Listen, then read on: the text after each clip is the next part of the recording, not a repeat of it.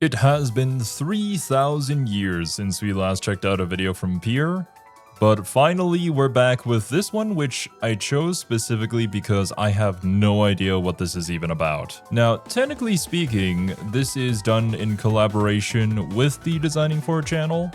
Pierre did send me this video early, but due to my own zero go touch grass policy, I never really got around to it until now. I have a bunch of videos lined up from him though that he sent me, so we'll be checking out a lot more from Designing For soon.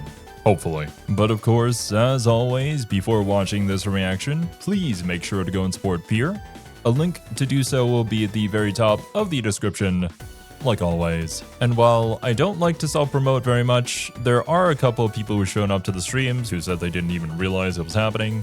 I do stream with Pierre here on this channel. We've been playing through the DKC series. We're now currently on Donkey Kong Bonanza. It should be happening on Wednesday nights if you guys are living in the States, but if you're at all interested in that, then definitely stop by and check it out. But with all that being said, let's get into the video. This is GameFAQs.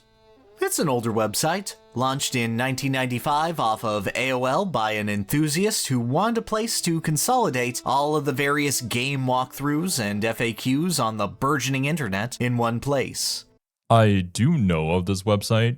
I've been there a couple of times on some more obscure game guides. It usually ends up sending me to here. Also, editor's note, a lot of these articles aren't backed up, but I did find a couple reviews that were interesting. Thank you, editors. It's owned by Fandom, who predictably hasn't done much with it. Has Oh boy. daily polls that get somewhere between 7,000 and 8,000 votes each at time of recording. We'll give you the worst Smash Brothers opinions you will ever see. I don't care what you've seen, it gets worse. And generally has been left behind by most of the gaming community at large.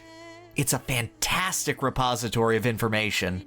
If you're looking for passwords and unlocks for games released 20 or more years ago, that'll more than likely be buried by your average video walkthrough or Wikia page for any online search inquiry. Yeah, I thought so. Like usually, at least nowadays, you probably go on YouTube to go and find whatever you need for a specific game. And it's really only for the more obscure things that haven't been covered by any YouTuber or whatever that are going to lead you to here. It's kind of charming in its own way though, because it feels like it's a snapshot of a very particular era on the internet. Yet still, thousands of guides remained, covered in ASCII art, yo mama jokes, and nothing but love toward the games they cover. Each bit of volunteer work by fans wanting to share their experiences.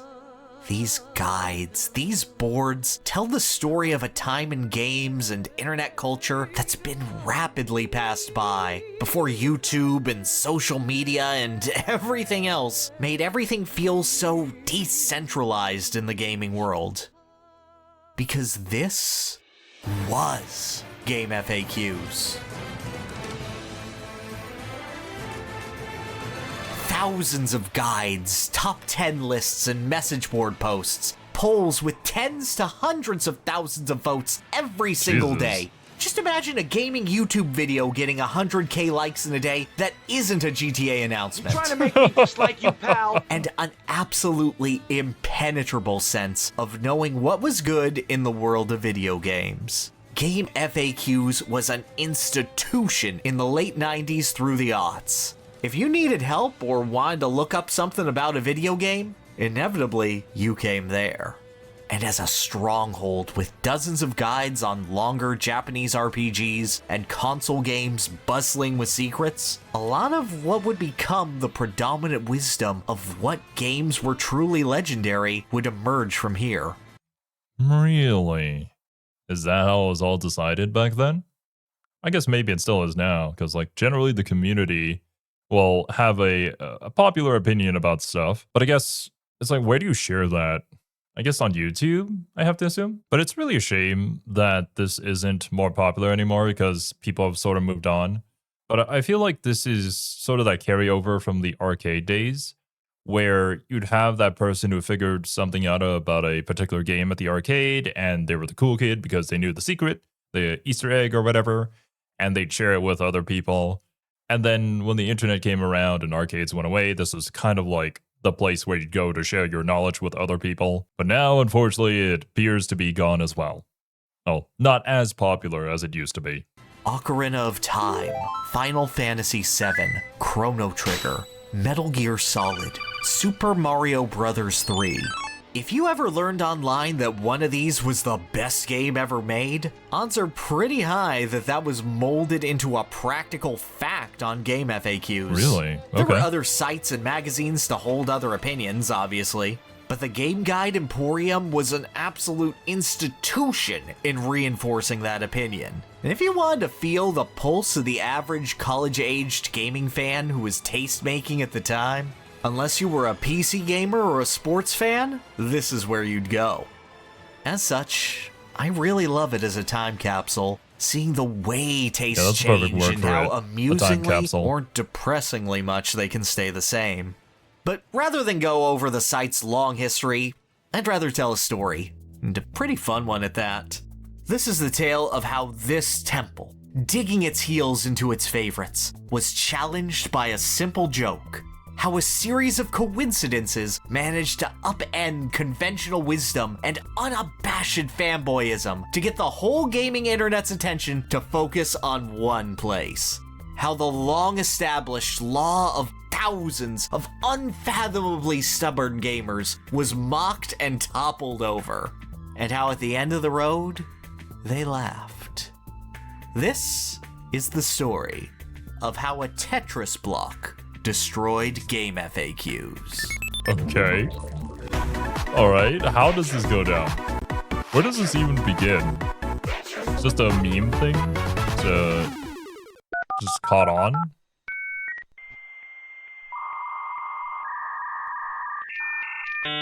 Thankfully, I was not around to use the internet during that era. The GameFAQs character battle was an annual contest pitting 64 game characters against each other to determine which one is the best. It's an unabashed popularity contest, but it knows that, with fans of each character glad to rally, cheer, and, yes, cheat for their favorite pixelated or polygonal participant, before being disappointed that they're only worth 34% on Luigi. I'm giving myself a 5. Pretty good. Moreover, there was always a prediction contest held, up to $500 in games offered to whoever could most accurately divine how this bracket was going to break down. Holy shit. So there's some nice competitive incentive to watching these guys compete year after year to suss out their strength. There were a bunch of great moments, like Jill Valentine having a close match with Ryu Hayabusa reset due to a technical issue, only to see a mirror image of it a day later with more votes, wherein Jill would just barely lose by 27 votes. Damn. Or that time Jill Valentine would take on Princess Peach in an all-day clinic where Peach made a massive comeback, only for Jill to race to the finish and lose by 27 votes. Wait a minute. But after these things ran for 5 years straight, there was a bit of staleness going on. Some characters were so strong that their inclusion made things predictable, so they were moved to a Legends bracket. This is really beneath me. A gimmick with a half-male, half-female bracket didn't really pan out all that well. People were starting to get really good at predicting these things with years of consistent data. And the site's original admin, CJC, was retiring. 2007's version of the battle needed a little spice. So Siege and new admin, Sailor Bacon, cooked up a new format. 4-way polls, with the top 2 finishers advancing to the next round. You get extra points for predicting what order they finish in, all the retired legends came back into play, and we expand the format to a massive 128 characters. Oh my god. Well, when things are getting stale, a shake-up to the format, it can be a good thing. Of course, you have to make sure that it's somehow working. But ultimately, this one is probably not too hard to mess with, considering the nature of the contest. To duke it out for supremacy. I'm not gonna fight you. I'm gonna kick your ass. And while that did lead to a bunch of obscure or minor characters with no shot to advance making it in, we also got enough losers in that prior jobbers like HK47 and Phoenix Wright might actually get to win a match. Wait, what? people don't appreciate HK47? But he calls us meatbags. He calls everybody meatbags. It's perfect. Along with some fresh faces that could potentially stir the pot. And it's in this environment that quietly L-Block entered the fray. L-Block is a Tetronimo from the video game Tetris who is shaped like an L. A tetronimo is a geometric shape composed of 4 squares connected orthogonally? I probably mispronounced that. At the edges and not the corners. Okay. I assume, once again, this is one of those internet meme things where the joke pick ends up being the most well-liked one. Like, everybody votes for the joke one. I got it for you. Feel free to hold on to it for watching this video, or find someone in the comments to pass them on to. I do not wish I to don't hold think this the L. L-Block is anyone's favorite Tetris piece. Pretty sure the T-Block and the I-Block at minimum got him beat for sheer versatility, and being the only piece that scores a Tetris respectively. But L-Block is pretty recognizable. The block joined the bracket along with a slew of other joke characters, like Matt the Me, Midgar's Alum, and All your days are belong to us. And pre-contest, his prospects were seen as pretty decent compared to these others. L-Block was naturally a joke that everyone was in on. Yeah. As long as you could recognize that that's a Tetris piece up there as a voting option, the joke of, yes, I prefer this inanimate object as a character to these other losers, was pretty unanimously understood. At least more than needing to know about a Wii Sports CPU difficulty, or having seen the All Your Base meme recently and actually finding it funny. Add in the natural strength of Tetris as a game that pretty much everyone had played, and a lot of people enjoyed, and yeah, it seemed like, against particularly weak competition, maybe the block could advance around to give everyone a good laugh. Would he get a solid draw? Nah, he'd go all the way. Is that from Disgaea? Never played Disgaea. But I do recognize the art style. Match was interesting. On one hand, you had the obvious first place finisher, Kirby. The tough Friend Pink shape. Puff had put up a good performance in every contest thus far, never getting any further than the 3rd round, but proving himself a solid mid-card hand who'd give the near elites a good match before bowing out.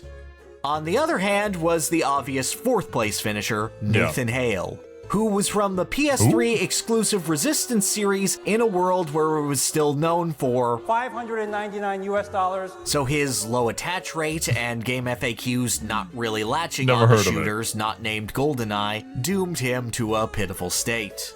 This left L-Block with one true foe to overcome to fulfill his goal. Laharl, main character of cult hit strategy RPG Disgaea, Hour of Darkness. And if you're like, I am from current year, what is Disgaea? Oh my. I may be interested in this one. Screaming? I don't know why, but for some apparent reason I can't stand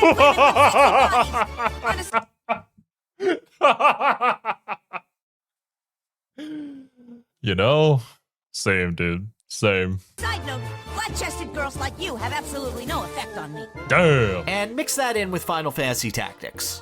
Laharl had been nothing but utterly pitiful fodder since 2004, but the little overlord had a very dedicated fan base that kept getting him into these things, which presented a problem for the block.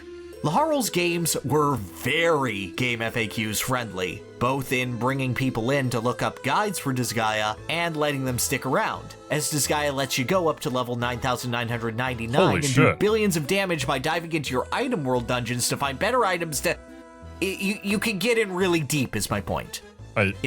Goddamn. Okay. Usually these, like, tactical RPG games wouldn't bring you that far. Usually there's going to be a cap, so like a Fire Emblem situation where you do have a cap at, I think it's like level 99, pretty sure. But I guess this guy is built different, and maybe it's potentially a much longer experience if you wanted it to be. Kirby managed to suck up most of the votes. Harley's diehard fan base, who is both there to vote and would vote him over anything else, might make up enough of the remaining voter base that L-Block just wouldn't have the resources to clear his first line. The joke of a Tetris piece being cooler than a cool shooty dude, a JRPG hero, and everyone's first main in Melee would have to be very clearly expressed to voters, with a good match picture for L to— Oh my goodness! Then and there, the hearts of the L Block contingent sank. It's hard to make the frickin' letter L look unrecognizable, but by God, they managed to make it happen. Moreover, joke entrants this contest had been a bit hit or miss. Options like Matt the Me and Midgar's Alam failed to make any sort of splash, even when pitted against weaklings like pre-Punch-Out Wee Little Mac. And the only jokes that did seem to have any strength were Bidoof and Mudkip. You know, Pokemon. I mean, yeah, they're L-Block Pokemon. had everything stacked against it short of an unwinnable matchup. It wasn't clearly identifiable as a Tetris piece at a glance. It had a very popular casual character in the poll who would suck up support, and his opponent had an absolutely dauntless fan base. Those who supported L Block did not do Literally so out of dozens of respecting us. its strength, but merely thinking that Laharl was so miserably, inconsequentially weak, and Kirby was so far ahead of the rest of the trash, that if the block was worth anything, he'd advance by default. All that was left to do was let it play out. I shall burn a true vision of horror into that empty head of yours. At the opening bell, L Block surged far ahead of his rival to an almost staggering, hilarious degree. Yeah, This was to be expected. The opening vote favors jokes immensely, as everyone wants to see Cats be ahead of Cloud Strife for just a second. But something interesting happened. L just wouldn't settle for an easy clear and kept building. The first 5 minutes of every match are updated in real time, with 5-minute updates following afterward. And by the time of the first vote freeze, L Block was clinging to his lifeline by a single vote. Next update, he was down by 33, and most people wrote him off then and there. Jokes are at their strongest when you first tell them, after all.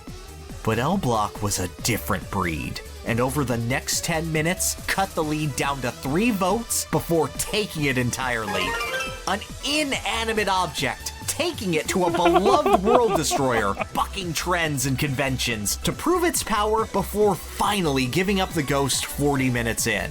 It was a fantastic and hilarious run, but by this point, it was over. The funny thing was, though, Until L Block wasn't doing this to Laharl. He was doing this To Kirby? to Kirby. darn. Laharl did exactly what was expected of him. Get a small 22,000 votes from his dedicated fanbase.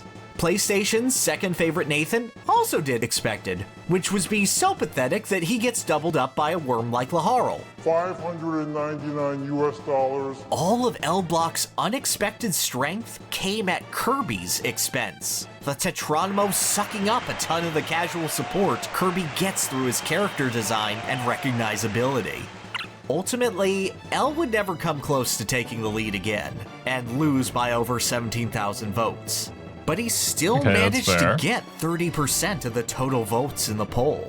That Still good of a pretty big. showing on Kirby solidified L Block as a genuine mid-carder. But actually, like, this is a 4 characters and 2 pass, right?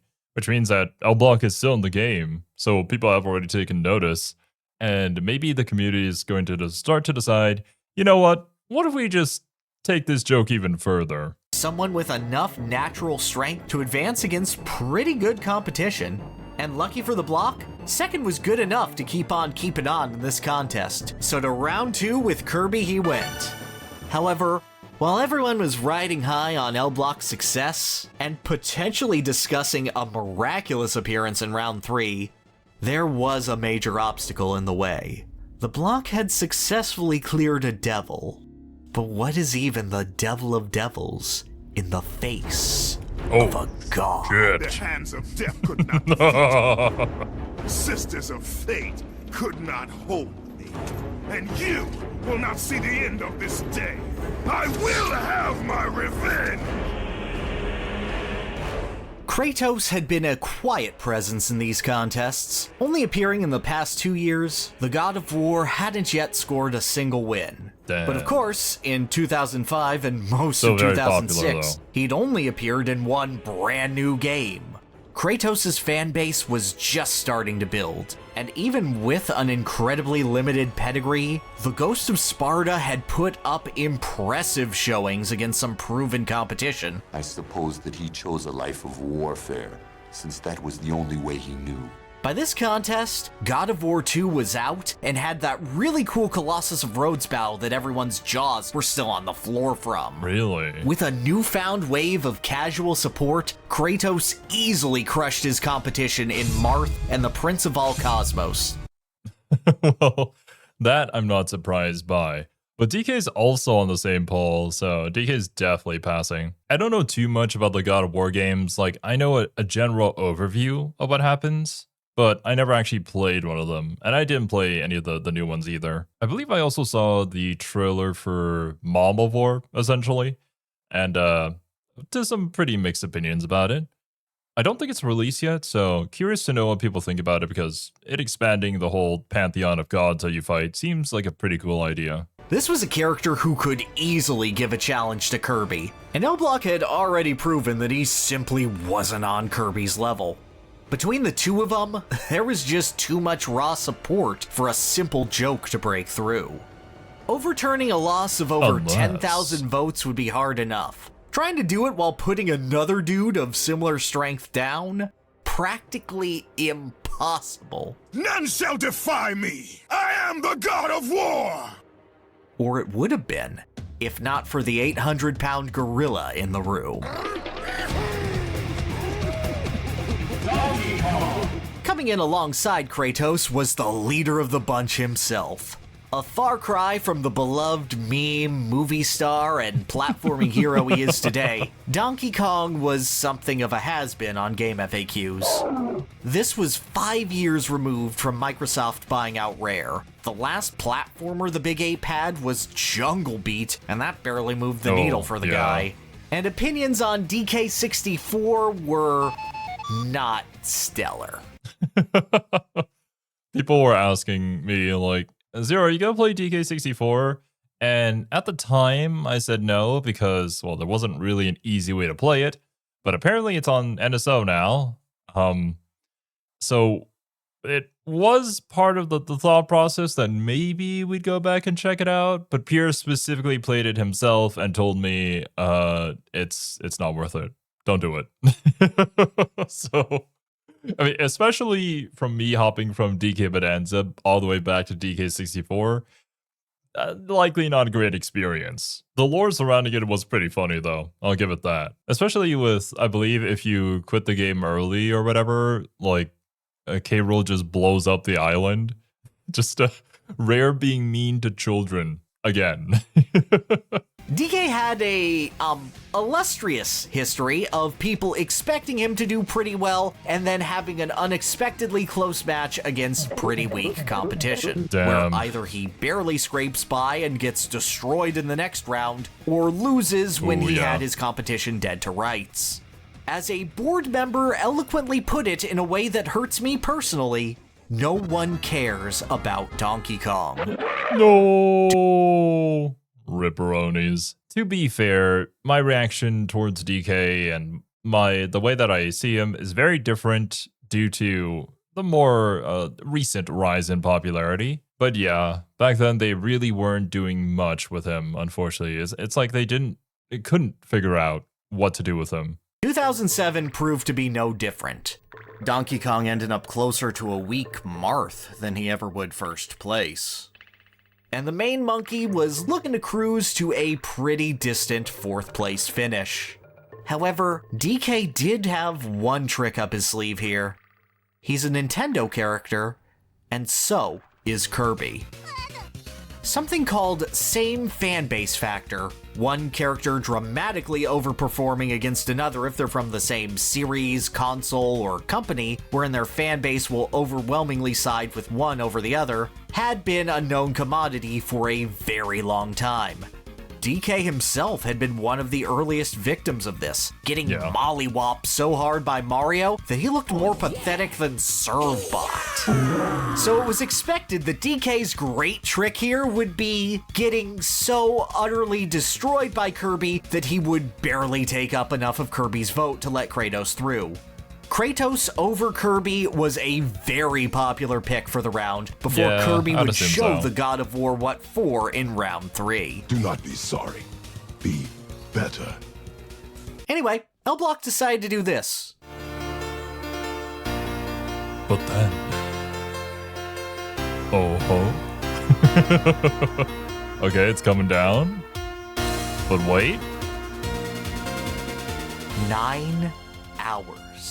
L-Block shit. led this match for 9 whole hours, maintaining a 1,000 vote lead on Kratos during the dead of night, before the Spartan finally started chipping away at him.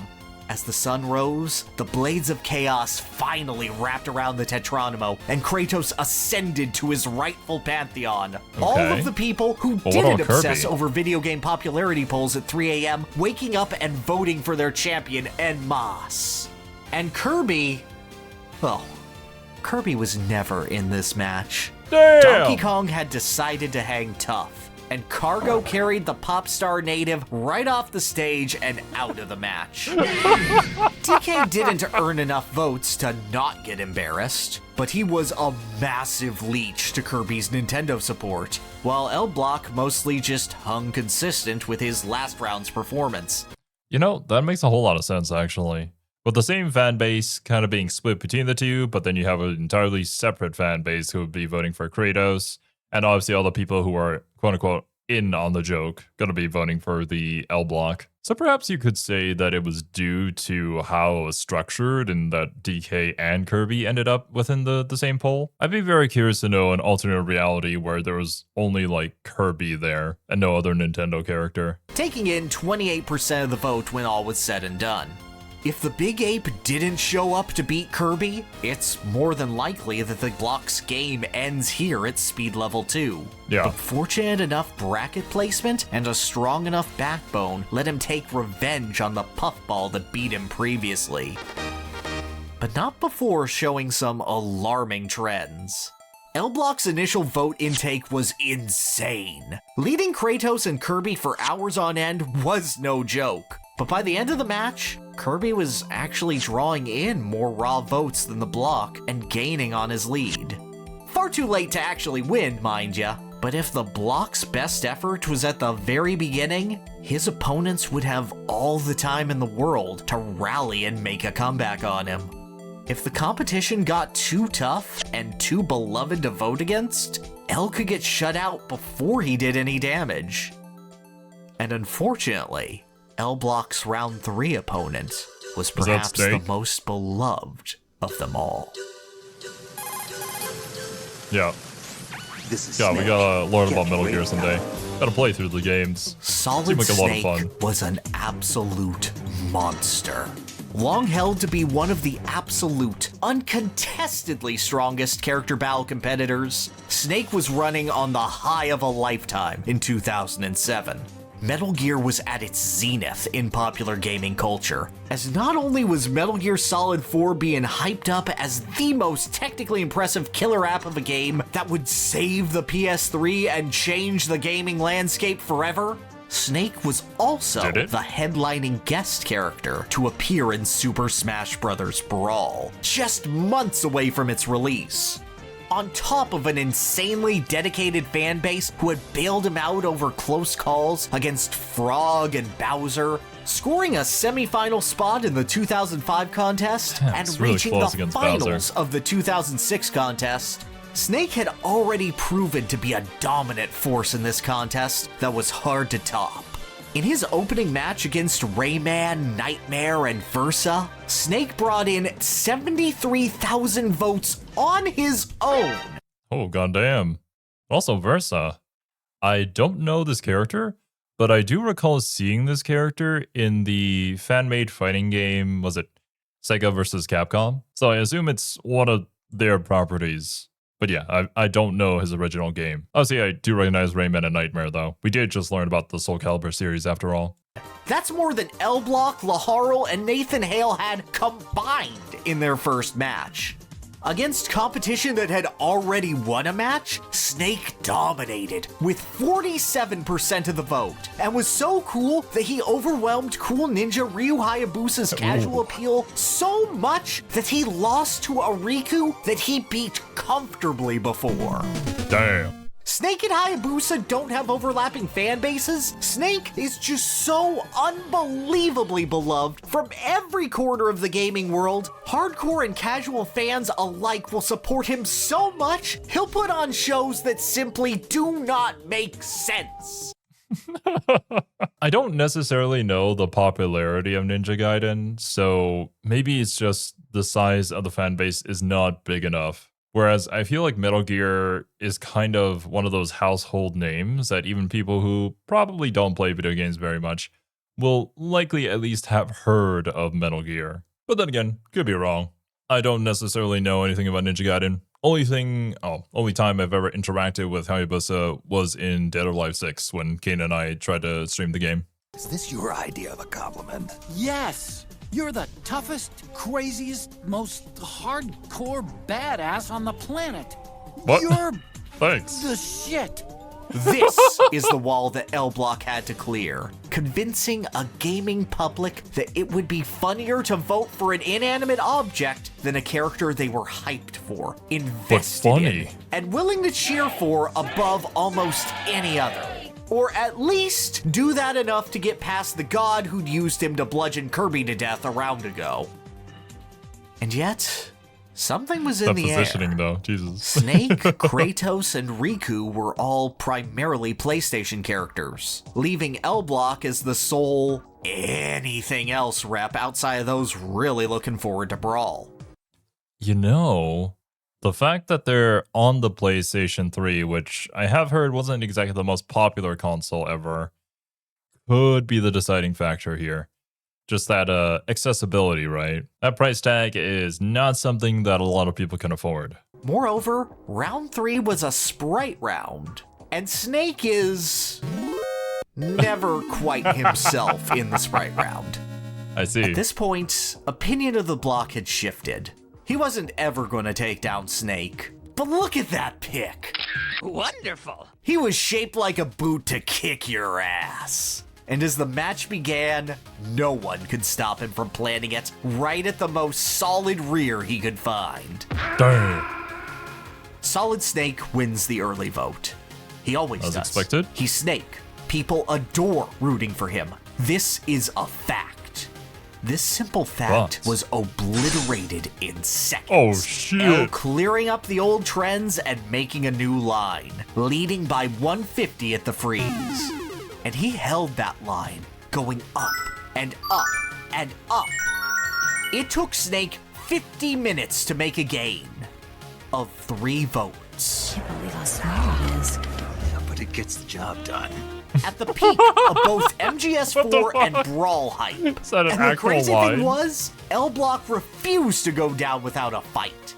Even as Foxhound's finest would make methodical cuts, the block would randomly take a massive surge and put Snake on high alert. It took 3 hours for Snake to finally teach a Tetronimo the basics of CQC and build his inevitable lead. Gotcha. But there was L Block again, 28%. Again, L didn't waver.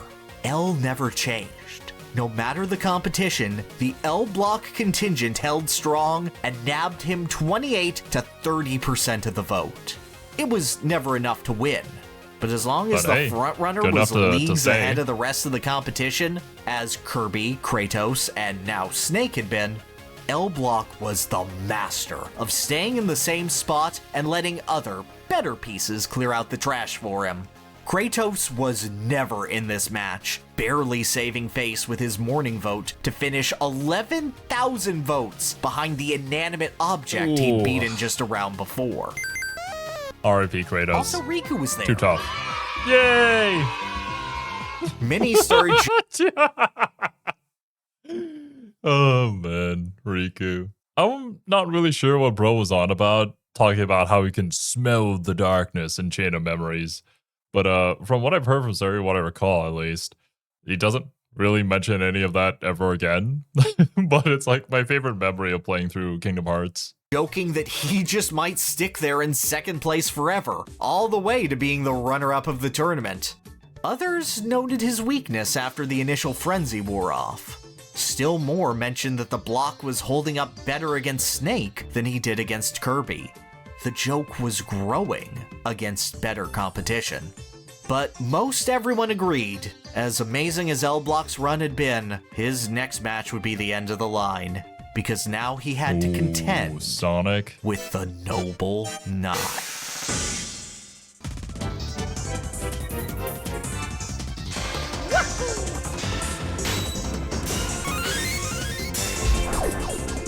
It's showtime. That was cool! Perish now.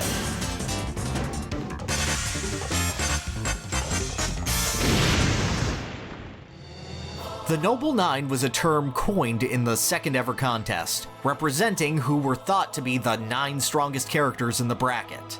In 5 years of character battles, these 9 Always end up on competitors top. had never lost to outside competition, and all of them had wins over at least one other member of the group in such a way that if one fell, the rest would be tarnished in tandem. I assume this is like part of the legendary bracket that they had talked about earlier. These 9 legendary characters were considered the pinnacle of strength and popularity, and everyone was looking to have the bragging rights to be there to predict the exact moment when they would fall. Solid Snake was one of them. For years considered to be the weakest link before the combination of Metal Gear Solid 3, Brawl, and MGS4's hype rose his star to roughly the middle of the pack. For now at least. And in round 4, L-Block would be facing another member of this illustrious club, and one that he'd surely struggle against. You can play Tetris for as long as you'd like, but the further you get, the faster the pieces move.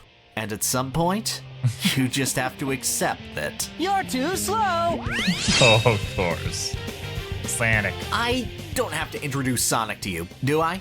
It's Sonic. He's really popular because It's funny because I think Pierre was actually the one who introduced me to Sonic.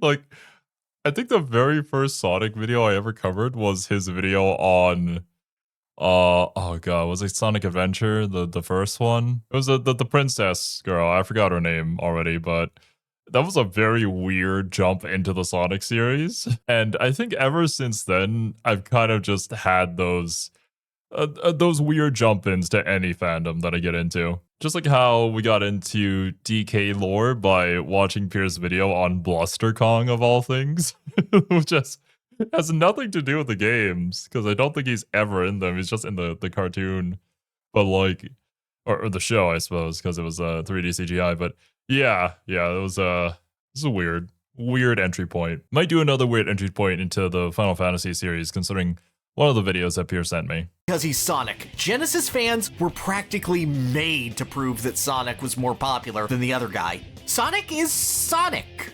Now you might be thinking that 2007 would be a bad time to loudly proclaim on the internet that you're a Sonic fan, because 2007 is the year that comes after 2006, and Sonic really hates that year. And you'd be right! No! It was absolutely in vogue to hate on Sonic at the time, and for an elite character, he had a terrible round 1 performance. Rip. The blue blur limped out of the gate, letting Sub-Zero get within 9,000 votes of him, and looking a full 2 steps behind the kind of stuff that his Noble 9 brethren of Mega Man, Samus, and Chrono were pulling off. What did I do? Sonic's image was shattered, and it would take something monumental. Something that would get everyone to forget all of the frustration and mockery that they had for the Sonic franchise and get truly hyped for a new Sonic appearance to turn his fortune. Sonic's the name, speed's my game. Smash?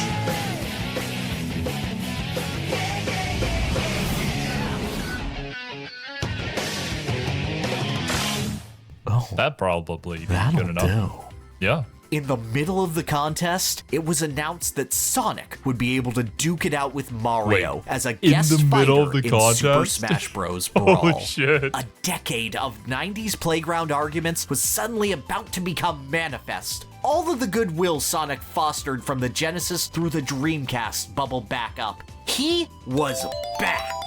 Sub-Zero had no shot in their rematch after this drop. Yeah, no. Sonic Racing passed his previous 9,000 vote barrier and clearing Subby by almost triple that, with a nearly 27,000 vote lead. Not only that, but Sonic overcame a contender for the strongest character outside of the Noble Nine in round 3, Squall Leonhardt. Go talk to a wall. GameFAQs was founded on the backbone of guides for long-form JRPGs and bonding over that. And what game Final could Fantasy, you yeah, possibly makes sense. need a guide more for that was more popular than Final Fantasy VIII? Ah, he's from 8, Squall I could see. have been debated to be a secret Noble Nine member, the rumored Terrific 10, if not for an incredibly close loss to newcomer Vincent Valentine in 2005. Ooh, Vincent. I have no idea about this guy, but he seemed pretty cool in the FF7, the latest trailer for FF7. So yeah, I could definitely see him being quite the popular pick, even way back when. I wonder why Final Fantasy VII was like the popular one that sort of set itself apart, and how Cloud and Sephiroth ended up becoming such iconic game characters. I've said this multiple times on the channel, but Final Fantasy is another one of those series that I hope to get around to getting into someday, but once again, it's like the massive backlog certainly is not helping. It's probably going to take me quite a while, but at the very least, I do want to know what all the hubbub is about. And his strength was no joke. Squall had utterly embarrassed characters like Luigi, Kirby, Tidus, and Aerith in his career. And in spite of any anti-votes toward FF8 for, being FF8, Leon had always taken his foes to task and ended strong whenever his older brother wasn't around to ruin his day.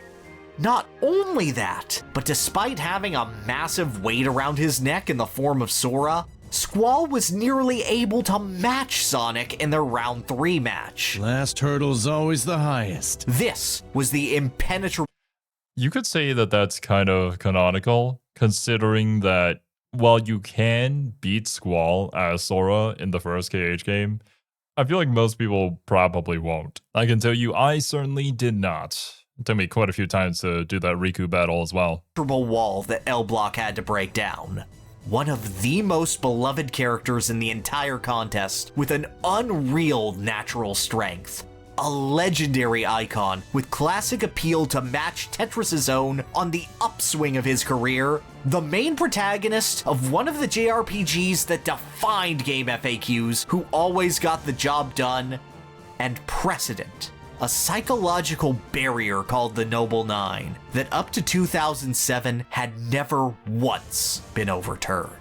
That's also another good point, where the community already has this perspective on these characters, but in some ways I can also see it working in L-Block's favor, because wouldn't it be funny if an L-Block defeated the legendary Noble Nine? Yeah, maybe I want to be a part of this joke. This was the hardest competition possible, short of L-Block drawing someone who'd won a contest before.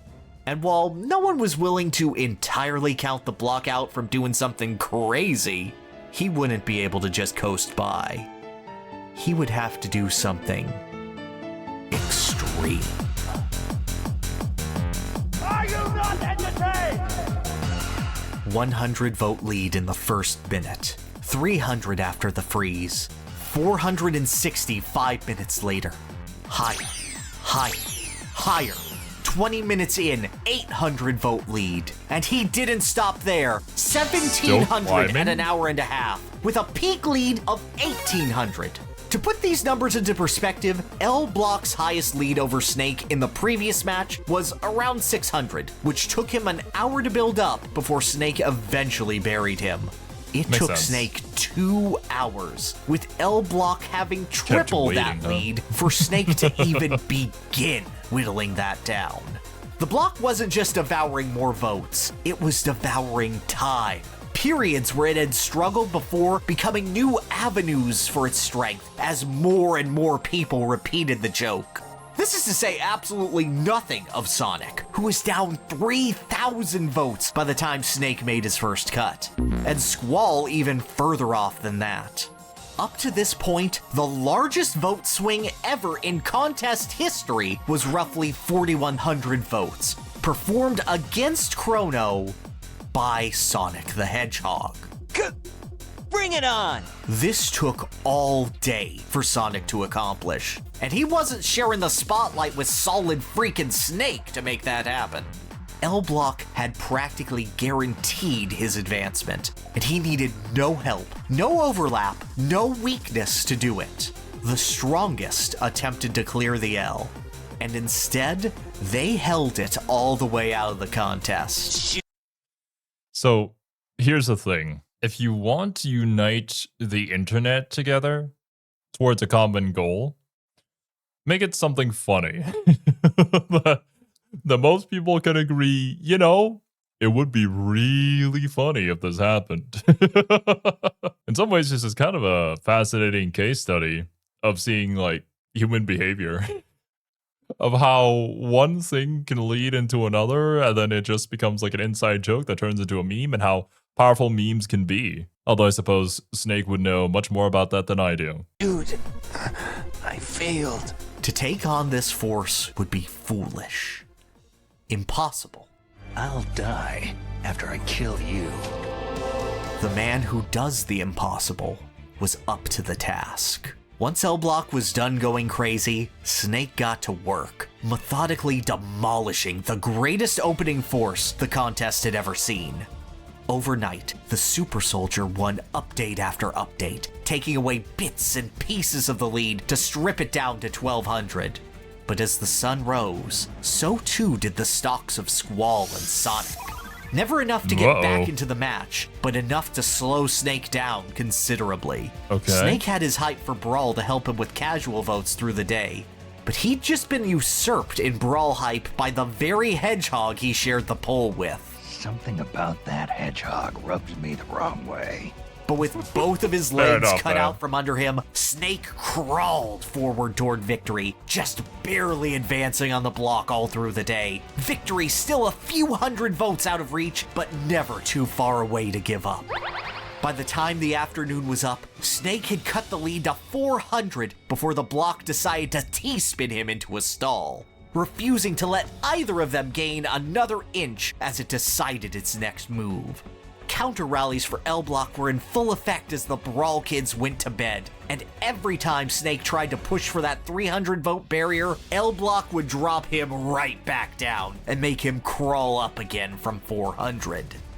But in the 11th hour, no one is better at a close final push than Metal Gear. It's only when I'm cheating death on the battlefield, the only time I feel truly alive. He'd overcome It's challenges hardcore, from Frog. His game had clutched it out against Final Fantasy Tactics. When Snake is in a corner, if there's even a possibility that he can win, he will find a way. A strong man doesn't need to read the future. He makes his own. God Snake damn, there's so found many the strength quotes. that had been eluding him all match, rose to his feet, and dashed toward that finish line, breaking the 300 vote barrier. Sonic faded. Squall shot up. Everything was going Snake's way except for time. With only 10 minutes to go, Snake had to erase 252 votes to clinch the not lead that much. and prove that he could resist this rally, that with all of his strength, with all of his hype, this was his year to make something happen. It was a long shot, He's gonna lose to but L-Block, stranger isn't he? things had happened. With 5 minutes to go, Snake put his all into a final push. Oh my god! And L-Block gained 26 votes. In spite of everything going right, at the end of the day, the block was just stronger. Damn. Snake lost this match by 264 votes. Sonic Super close. by over 11,000. Okay, now the hype is real. The joke is there. People people are going to bring this to the very top. Like, I'm almost certain this L block is going to end up winning the entire thing. The Noble Nine was shattered. Again, since Chrono lost to Vincent earlier in the contest. And at this point, the joke that some had expected to fall flat against Laharl was now the favorite to make the finals. 120 entrants in this contest had fallen. Only 8 remained. Oh, and shit. One of them was a Tetris block. And the crazy part was, round 5 would be a statistical bye for L Block. Snake, Sonic, and Squall were the toughest competition in the bottom half of the bracket. And while fresh meat against the Russian grinder wasn't exactly weak, Dante wasn't going to be making any larger waves than what Squall could have managed. Dante's popular, the only thing but that he could really offer would be to be weak enough to give Snake and the other guys some more breathing room. What? Come on, you don't think I can handle Is this that gig on my Master own? Chief? And that sparked a crazy idea. Snake's natural strength couldn't contain L Block anymore, but he was close. There's nothing to say, with more votes going his way and less stolen by Sonic, he couldn't sneak into first place again. But L Block was a crazy rally, so the last member of the dance would need something to counter the flood. That's the Chief. They needed their own rally. They would need one final effort. I know you. And Halo was so much fun. Past. Glad that we played through the series. Future. Looking forward to Campaign Evolve to see what has changed, but we'll see. For those too young or with too much of a life to remember, 2007 was dominated in popular gaming culture by Halo 3. The debut Halo title of the Xbox 360, the flagship. And honestly, I've heard a lot of like not so great things about some of the latest Halo games, but Halo Infinite was honestly a fun experience, the campaign, with a friend, at least. I can definitely see it not being the greatest thing ever if it was played solo, but I believe that wasn't really a consideration when the game originally launched, so if you had played it back then yeah, I can definitely see why it'd be a bit of a sour experience. Regardless though, the older Halo games still hold up pretty well even till today. That Xbox Live would thrive on until adopting a more modern warfare. Freaking Mountain Dew game fuel. Cranked up for Halo 3. Bruh. Chug it and have no mercy. This game was absolutely untouchable in terms of coverage and reach. And so all good. of that directly flowed into the lifeblood of the Master Chief. Chief had been around the block in a few contests and had a pretty disappointing history. Really? Halo was heavily anti-voted on GameFAQs for years for being too casual and too not on the PlayStation 2, really. So the guy had absolutely hilarious results, like losing to Frog from Chrono Trigger by 7 votes, needing all day to make a comeback against Donkey Kong right after the release of Halo 2, and outright losing to Sub-Zero in 2006 in a hilariously unceremonious first-round exit. Really? I guess perception on the Chief has changed over time? Maybe? Or maybe I'm just not in the know of what the community thinks. I guess it's like one of those things where it kind of explodes to a much wider audience. So the more niche gaming communities, the people who would be on these forums to vote for this, likely would not want to be a part of that. And just the perception of it is just not within the niche gaming community, not like the classic JRPGs and whatnot. But at least where I'm standing today, it's kind of hard to deny the impact that the Halo games have had on the gaming industry as a whole. Just a real shame at where it currently is, but you never know. Something positive might happen. Hopefully soon.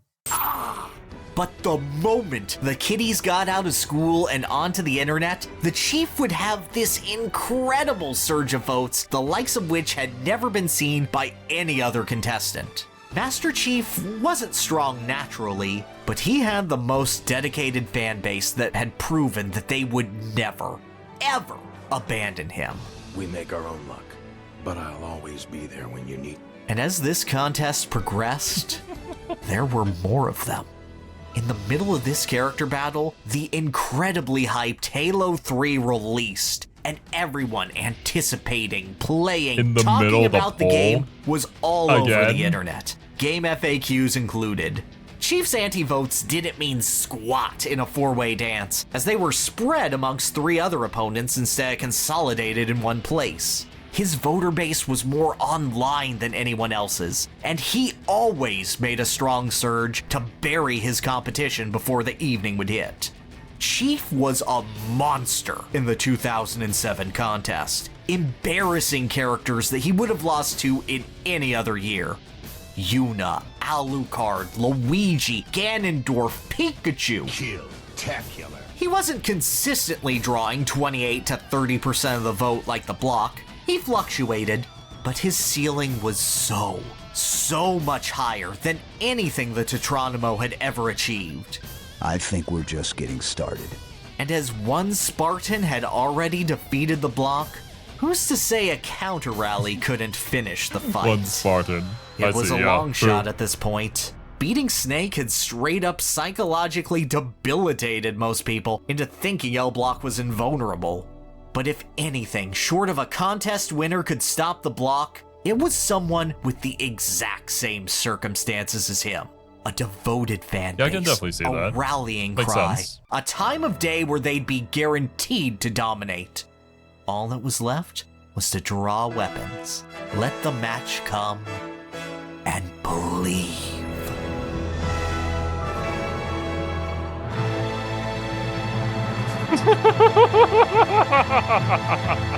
Game over. After overcoming 2 gaming icons, you'd better believe that other sites began to take notice. Kotaku, Vote for the Worst, 4chan, and others set their sights on how funny it was for a Tetris block to have beaten Solid Snake and utterly eviscerated Sonic. Yeah, Master Chief is cool and all, but what about the funny? like genuinely, really, you rally the internet by making it a meme. Make it funny. People will be behind it. Thousands of new voters flocked to the message boards Damn. to talk about L Block. Even more stayed around to vote for him, but the message was clear. Everyone was ready to ring in a new dawn, have a good laugh, and say that a Tetris block was the best character in video games. In the first minute, It's L Block happening, had a bros. lead of 300 and over 75% of the vote. By 10 minutes in, that lead was over 1,000. For every round, L Block had a glass ceiling of roughly 28 to 30% of the vote. If he had maintained that, if the joke hadn't escaped GameFAQs containment, Snake and Chief could have had enough in the tank to make the upset here. I mean, that's another fair observation. Like, now the general community is coming in to vote for L Block, and it's not just the people on GameFAQs anymore who are aware of these polls. Now there are just people who want to see the funny happen. But with everyone in on the joke, with 160,000 votes circulating, 10,000 more than L Block's rally-fueled stunner against Snake last round, L Block shattered its ceiling. 34% of the vote, with just shy of 57,000 votes for itself. The L Block rally was so strong and deafening, Master Chief's own support crumbled. Betrayal. He did exactly what was promised, and his afternoon boat let him tear into the lead, but he was way too far behind to make any use of it. Any rally the Chief could have drummed up was dead on arrival in the face of, is that a f***ing Tetris block killing Solid Snake? Even though Snake managed to hold on and make the final, it was impossible to expect any— Yeah, no, Snake is not winning this. In the final vote, there's no way. The 2 new contestants who show up probably also going to get slaughtered now. The movement is here. It's over. anything from him other than a last place finish. L Block was too much, too great, and would be practically guaranteed to get at least a close third place. What? Because there was one challenge left, Oh, yeah, and Cloud. he was ready to mosey. I don't plan on playing any games. To this point, there had been 8 contests on GameFAQs, and several of them very emblematic of its fan base. The Summer 2003 contest, won by Cloud Strife. The Spring 2004 Games Contest, won by Final Fantasy VII. The Spring 2005 Villains Contest, won by Sephiroth. These three contests show the absolute dominance of FF7, a game practically synonymous with the site itself, with gaming and internet culture. Yet, I need to know, why FF7? Was it just the timing, the console it released on, how impactful this was on people's childhoods? Or is it just that good of a game? Culture itself.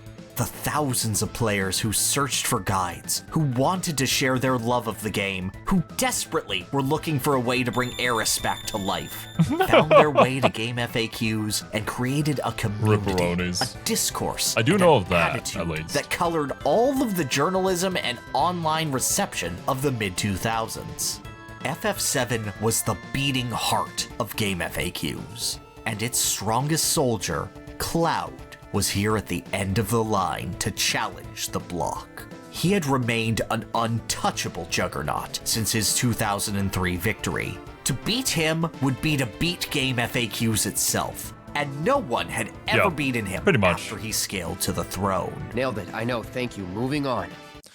But like, it also makes sense, right? Like, the people who are going to be using GameFAQs are likely to be the ones playing the longer JRPGs, that have a lot of very niche things that you'd have to do specifically in order to obtain, and a lot of people just love the game, so they're putting out guides for it. It just makes sense that this is the community's favorite, in a general sense, I suppose. I still do want to know specifics on, like, why it's made so much of a wave within the community. But once again, like, L-Block's gonna win this. It has the rest of the internet on its side, and that is immense. Much larger than the GameFAQs community is. Except for one. And he wasn't a champion. Link. He was a legend. It's hard to hate Link. Summer 2002. Summer 2004. Summer 2005. Summer 2006. Spring 2006. Link beat Sephiroth 5 and out of Cloud. 8 contests. Jesus. Won a series contest won by The Legend of Zelda.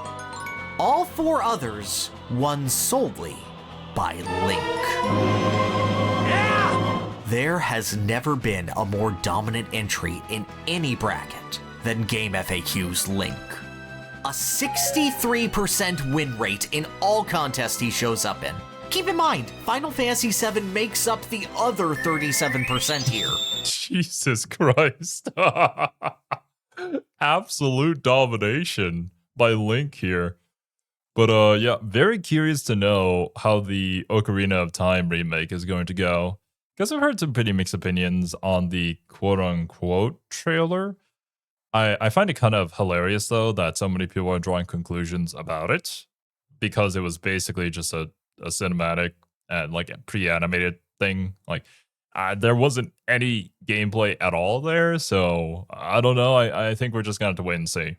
No Mario, no Metroid, no Metal Gear, Chrono Trigger, Grand Theft Auto, Halo, GoldenEye, Tetris. Any legendary game or character you could think of by the mid-2000s, if their name wasn't Cloud or was a game with Cloud on the box, Link had a 100% win rate against them. He wasn't even in the contest in 2005 and 2006. They took him out because he was too strong. But then in every tournament of champions they held, absolute domination. Damn. And in 2007... the top of the top.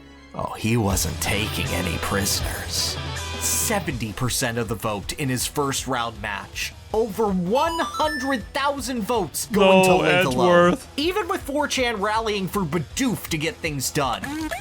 51% while smashing Zelda into the ground, making a joke out of Vincent Valentine, a character who went blow for blow with Squall 2 years prior. Expectations often lead to disappointment. 45% with Chrono, one of the Noble Nine in the poll, while obliterating Zero. Me? 36% while Mario managed to hold on and take a huge chunk out of his support. beating up Sephiroth with ease despite much heavier weights dragging down his potential. Am I soft? The moment you take out Mario, boom. 39% with Cloud in the poll, with both parties having equal Leech fanbase factor with Samus and Sephiroth. You're kidding me. In this entire contest, Link had never been held to less than 52,000 votes. L-Block had only ever broken that once, Around one. with 56,000 against Chief, Snake, and Dante. The height of the Tetronimo's power barely crossing the line against Link's lowest bar. And in this final, there would be no Nintendo to drag Link down, no Donkey Kong to give an assist. The weakest entrant in this final would be Solid Snake, someone L only just definitively pulled away from, and who overcame the most bandwagoned and hyped Space Marine to get there. For many, Link was too impossible of a dream to conquer. There's just mathematically not enough people interested in debating video game characters on the 2007 internet to overcome him in his full splendor. To beat the hero of time now would be to upend the entire status quo of video game pop culture because a Tetris block is really funny. It would be overturning the guiding law of GameFAQs, a self-evident, wordless statement of fact. Link always wins. Unless.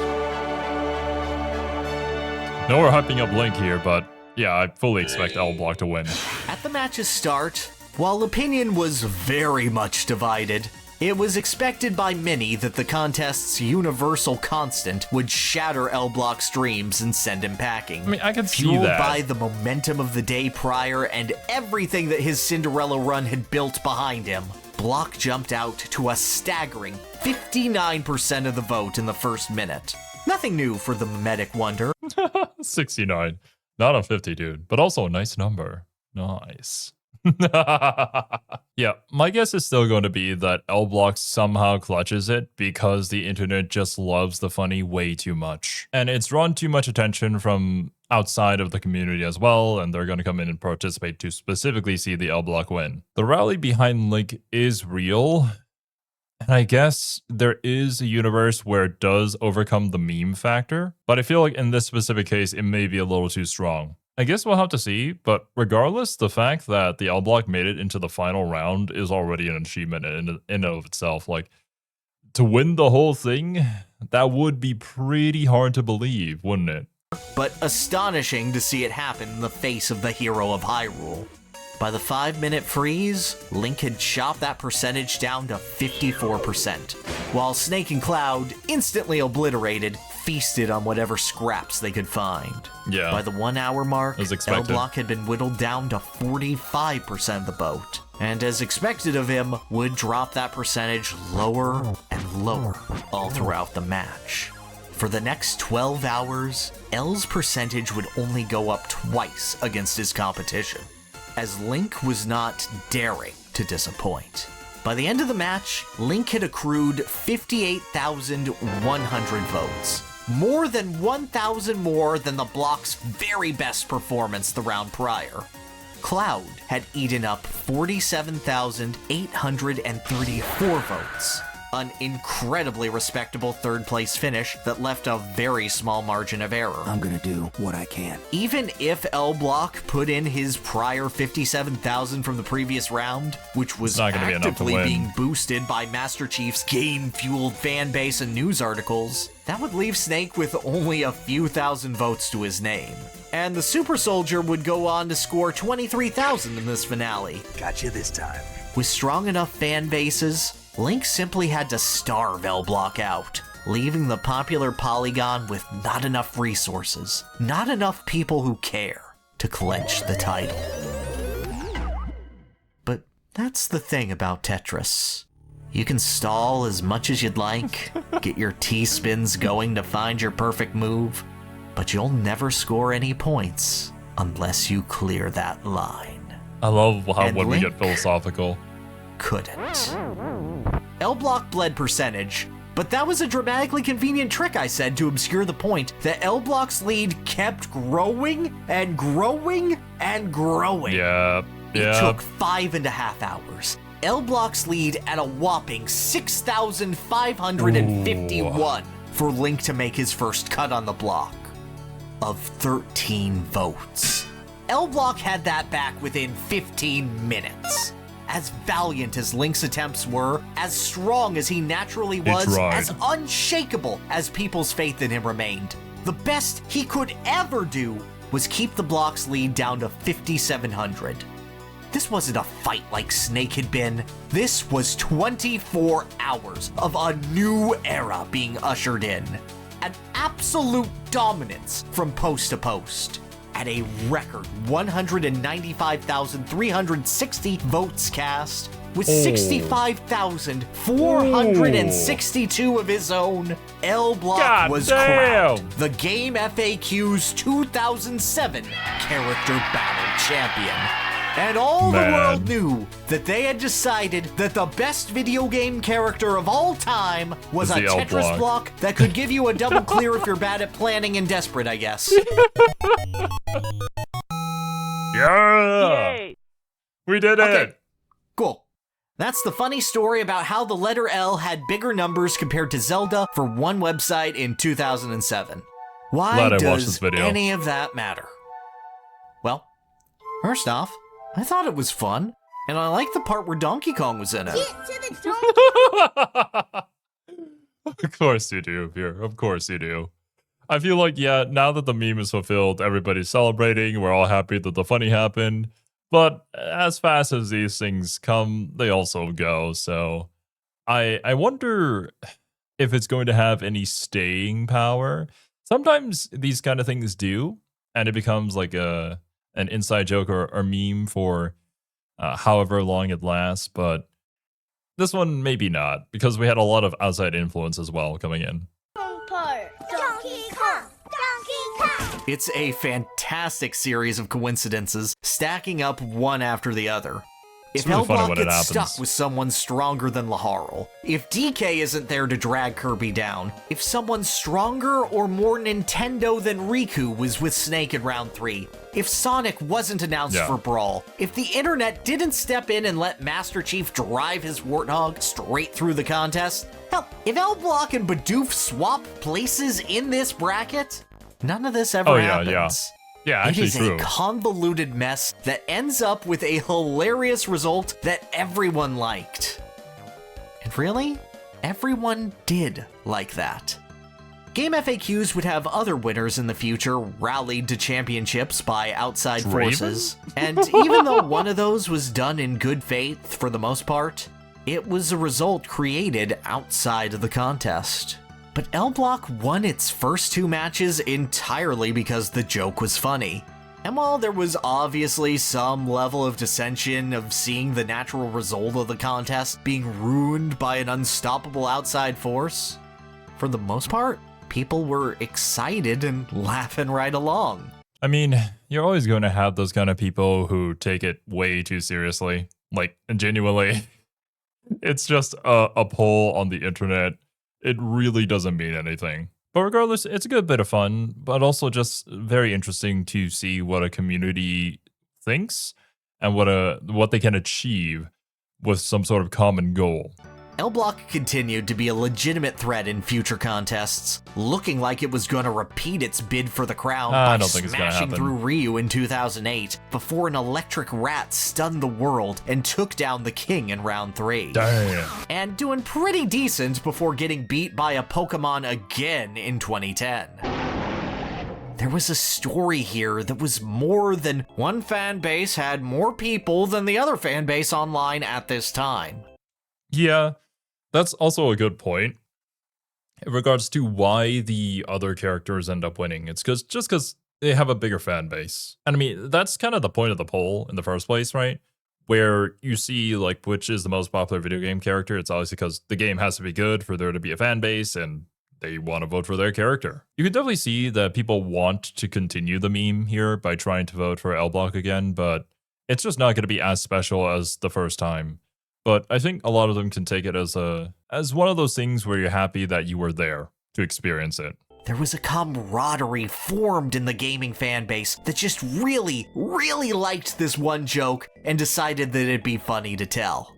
And that, more than anything, is what I want to capture. Gaming's a story of trends that repeat themselves. Yeah, of everyone growing up and thinking gaming is ruined when the next generation is accepting that gaming is the best it's ever been. Yeah, right? It feels like there are always so many opinions flying around that it's so over. We're so back, and it's so over. And all these phases and all these years just keep going by, and it just keeps on happening again. At the moment, well, at least for me, there's some pretty good games coming out, but we do have the whole RAM situation happening and technical stuff. Purchasing prices being kind of insane right now, so who knows? But once again, it's a so over moment. Then we're gonna get a we're so back moment. Of companies falling on their faces in the same way and mistreating employees before releasing something really cool. Yeah. It's a shocking lack of self-awareness, and I appreciate having things like these contests, these touchstones that tell us where gaming was. What Not gonna lie, I didn't realize Dota had a card game. was considered funny, what had strong fan bases and had a vocal group that would hate something forever. I was there for these contests. I grew up with and through them. I learned so much and had so many of my opinions shaped by Alucard winning matches, by Crash Bandicoot not being nearly as widely beloved as I thought he was, by this little game called Persona 4 sneaking into a contest and almost beating Street Fighter 4 somehow. Oh shit. And yet, I couldn't tell you any of this if not for dedicated individuals who were smarter than me, preserving all of this so I can talk about it in my grating escargoon-ass voice. No, Pierre, no. But yeah, it's like what I was talking about before. It's that sense of community that the internet provided at one point in time. And there probably still are communities like this out there who hold fun contests like this, but I don't know. I guess I'm just not a part of them, but it would feel really cool to be able to say that I was there and that these things shaped my opinion about how I think of video games. And considering the fact that the majority of my audience is actually older than me, there's a very high likelihood that you guys were indeed there to see these things happen. So if you have any like fun stories to tell during that era or something within the GameFAQ stuff that Pierre didn't cover here, it'd be really cool if you could share some of those funny tidbits in the comment section. So to End Gamer, to Creative Name, to Zach Norn, SA2 Tales, Ultimaterializer X, X Carvenger, The Lefty, Yo Blazer, Ed Bellis, everyone who contributes and maintains these contest resources, thank you. Because of efforts like this, fun stories about how gaming culture was and is get to be preserved. GameFAQs is a shadow of what it once was. It's never gonna hit almost 200,000 votes in one day for a contest again. But if by some miracle these contests happen to come back, you never know. I would really like for everyone to nominate Kirby Superstar if it's a game contest, and King K. Rool if it's a character battle, and then vote for them. I love these guys and want to see them win one match before these things are retired for good. That'd be cool. But if this is the end of the road, I think these moments are worth looking back on, seeing what we can glean from them, what others appreciated, how to actually make a rally work and still be liked by the end of things. Because stories like L-Blocks are how you properly manage to design for culture. But a lot more importantly, it lets us all have a good laugh. Together. At that time, a Tetris block destroyed GameFAQs. That's yet another good point, right? Where this could have very easily ended up with some outside community came in and ruined this poll for me. I hate this contest now. But the general opinion didn't seem to be that way. Of course, there were a couple, but the majority of people ended up taking it as a harmless joke that everybody could rally behind, which was nice. I don't know if we can still do that on the internet nowadays, considering how different the landscape is, but you never know. Might happen someday. Honestly, really glad that I checked this video out. For those of you who know me, you probably would have guessed it already before we even started, but like, I love to learn about these moments in gaming history that I unfortunately was not able to be a part of. As Pierre said earlier in the video, it's like a neat little time capsule of how people were, what the general opinion was, and the whole community rallying together to make something funny happen. Something generally harmless that everybody had a good laugh about. And even more interesting, at least for me, was learning about how a lot of these polls ended up shaping people's general opinion about video games as a whole. And I started to wonder, like, the things that I think about video games, or like what's popular and what's not, may have originated from here, or at least I have heard about it from somebody who got that opinion from GameFAQs. It's just crazy how that sort of links together in this massive web, which is funny because, you know, the interweb or whatnot. But I guess that's just how information spreads, and it's how it works. But yeah, amazing video about a completely random subject that I thoroughly enjoyed. Make sure, if you haven't already, to go and support Pierre. And as always, thank you guys so much for watching. Hope you enjoyed, and I'll catch you guys in the next one.